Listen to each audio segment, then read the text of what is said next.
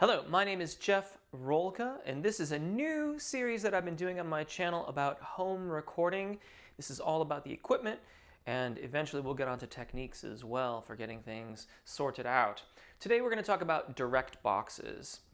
Before I get started, well, one, thank you if you've chosen to subscribe. I really appreciate it. I know that this is a departure from what is normally on my channel, which is primarily singing instruction videos and warm-ups and things like that. But it has never been a better time to be an independent musician making your own music, and recording oneself at home is a sustainable way that now, thanks to technology and the availability of equipment, can be done at an extremely high fidelity with good release results. And so it's never been a better time to record yourself at home, and that's what these videos are about. I will be talking about a few pieces of equipment, and I will be showing them to you. These are mine. I purchased them well, depending on the gear, it's been a long time or not terribly long, or even recently. I have no endorsements. I have no sponsorships. These are pieces of equipment that I have chosen to invest in over the years, and I am not in any way supported or endorsed by these companies, and nor am I really endorsing them. This is about information and some opinions. I am supported by you, by those of you who choose to make donations or contributions or buy a few things off my website or take a few lessons with me.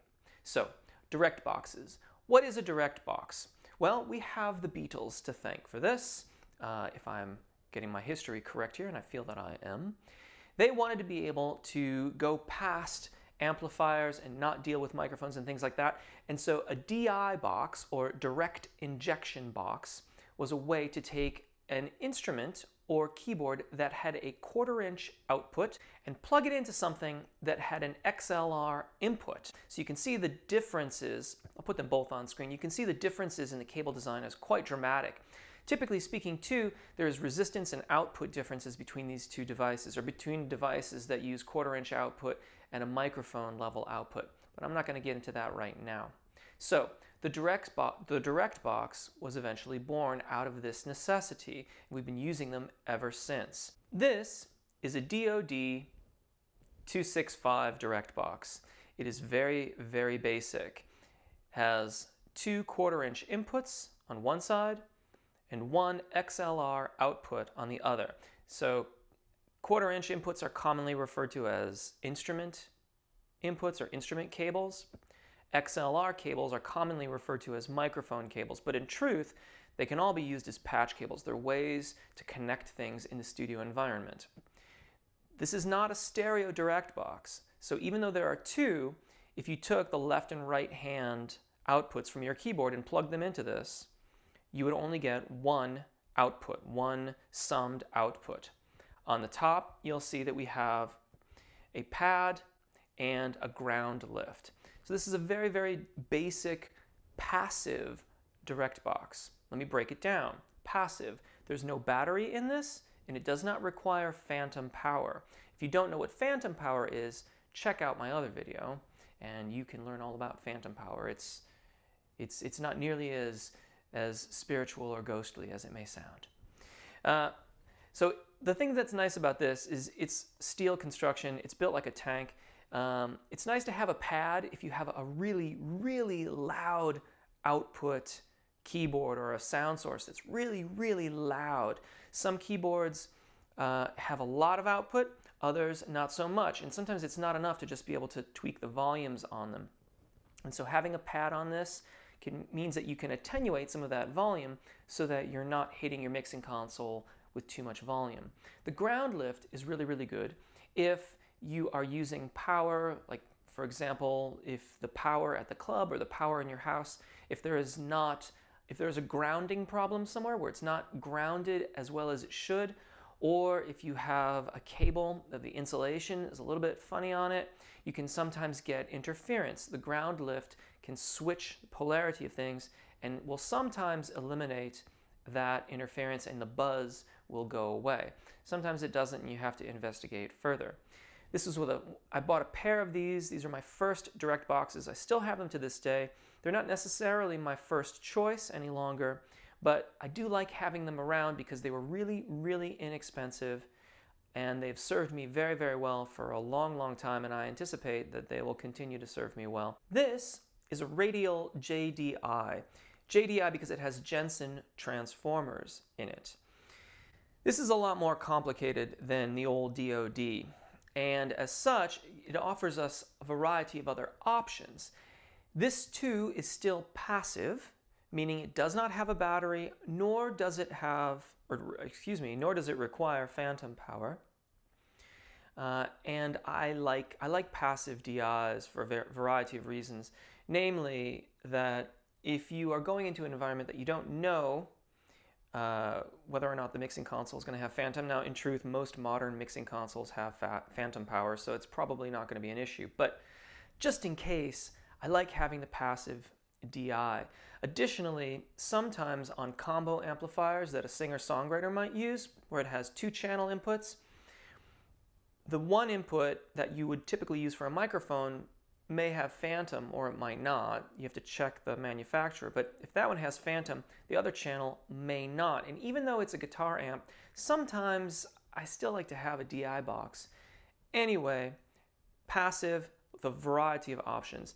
This too, you'll see, has a variety of connections on the one side and a few different buttons. On the other side, you have the XLR output and a few more buttons. I should say again, 1/4-inch inputs here and the buttons that give you some options.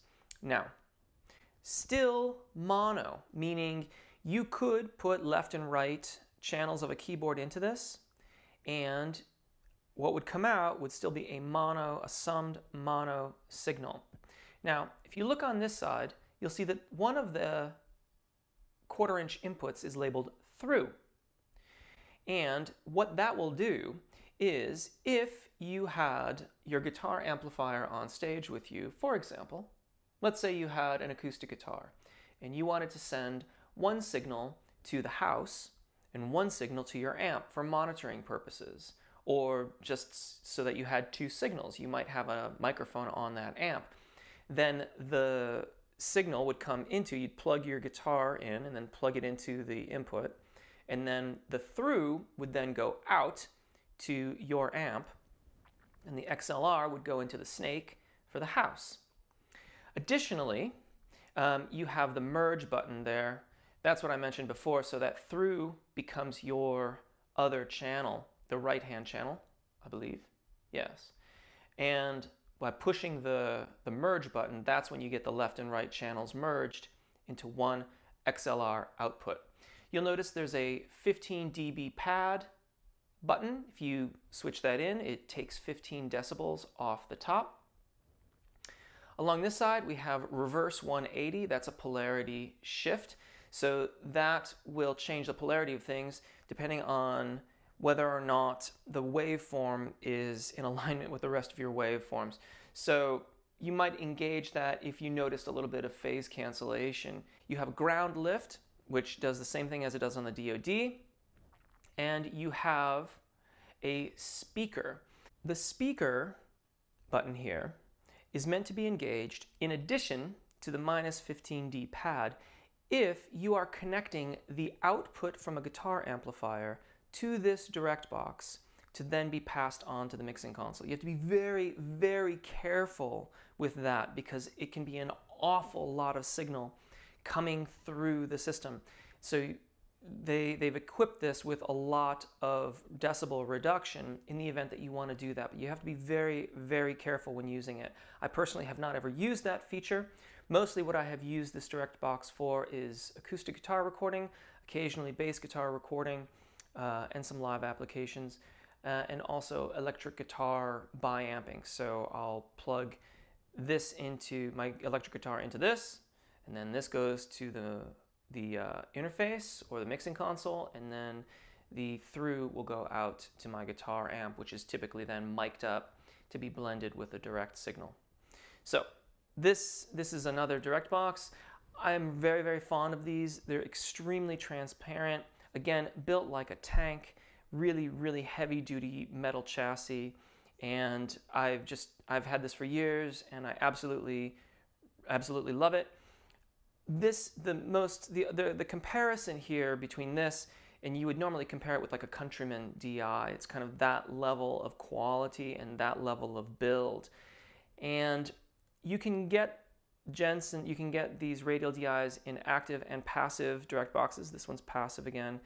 And having used the Countryman DIs for many, many years in the studio environment, I liked the quality, but I didn't like the fact that it either needed a battery or power source. And so ultimately, when it came time for me to invest in a higher quality DI for my studio, I went with the Radial passive DIs. Once again, just want to remind you all, I own all this stuff. I have no sponsorships. I have no endorsements. I am sponsored by you, dear listener, dear watcher, who watches the watchers.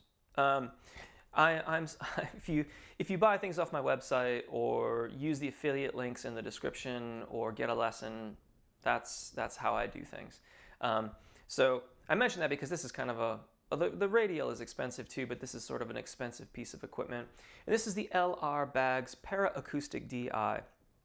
I do a lot of acoustic guitar playing and a lot of acoustic guitar sort of stuff, and so it seemed like a good idea to get one of these. This is obviously, if you look at the number of buttons and connections on it, this is much, much more than just your typical direct box. It has a lot of different options. There is a separate gain control as well as volume control. You have equalization as well as notch filters. You have still the ground lift and also a phase inversion. It has both inputs here. You have your 1/4 inch input, but you also have your 1/4 inch output, which is like your through on the Radial DI, as well as the XLR output on top, which would then go to your mixing console. So a lot of the same options as the Radial, with the addition of the gain switch right here. It's actually a potentiometer, a gain as well as volume up at the top, and the effects loop. This actually has a 1/4 inch output, which is TRS. So you would need to get a tip ring sleeve cable that would have both output and input. So you can have an effects loop with the Para DI. This requires phantom power, or if you look on the top there, you can see that there's a compartment for a battery. I mostly used it with a battery when I was using this,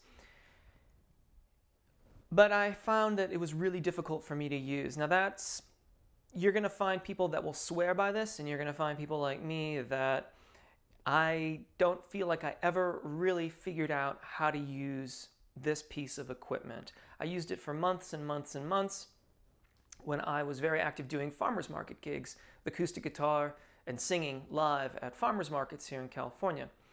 And it gave me lots of opportunities to tweak on it and try different things. I primarily got it because the pickup in one of my actually both of my acoustic guitars, my pickups have no controls on the actual instruments. It's just installed in the acoustic guitar, and I plug it in, and then I plug it into this or whatever I happen to be using to try and get it all sorted out. And so I thought this would give me a lot more options and abilities to sculpt my sound. And while that's true, I never felt like I really got it right. And I just don't know about this particular piece of equipment. I really wanted it to work well, and I like having the options. I like being able to sculpt the EQ. But even the gain and volume, the way that those two things worked together for me, and again, it's also quite likely that the pickups that I have in the acoustic guitars maybe don't really work very well with this. But in any case, I never felt like I really, really got it right. I didn't end up with the kind of sound that I wanted, and I didn't have the kind of control that I thought I would. That being said, these are incredibly useful devices, and if it works with your guitar, then it would give you an awful lot of control over your performance. The main thing that I liked about it, which I must say I did like this quality quite a lot, was having the volume control here. So I would often alternate between strumming with a pick or finger picking the songs. And the volume control here let me just stoop down, quickly make an adjustment, and then carry on with my set. So I didn't have to go back to my amplifier and fuss with it or anything like that. It was all easy to do right from the Para DI. One other thing to mention about direct boxes, just in general, and that is that on a lot of modern day interfaces, you have what are called Neutrik connectors, and they look like this. And you'll notice that it's got that circle in the center, and then the kind of circle around the whole perimeter, and then a kind of sort of triangular shape. Well, you can plug anything into that. You could plug a 1/4-inch cable, you could plug an XLR cable into it. And this is extremely convenient when you're working in the studio, because you don't have to fuss around with the additional cables that are required for direct boxes. The main thing about this, however, is that at the end of the day, a line level signal is not the same as the signal you would get from an XLR source, like a microphone. And so, if you have Neutrik connectors on your interface, then check either on the interface or in the software that controls the interface, and check to see if it has a line level versus mic level input assignment to that input source. It'll be very important that you select the correct input source. Otherwise, things may not work out so well. You may either get too hot a signal where everything is peaking out, or you might not hear it at all. And there you go. If there are questions, please drop them in the comment section or find me on Twitter. I hope that you've enjoyed this discussion of direct boxes. My name is Jeff. Take really good care of your voices and your gear, and it will take care of you, and hopefully we'll see you again. Bye.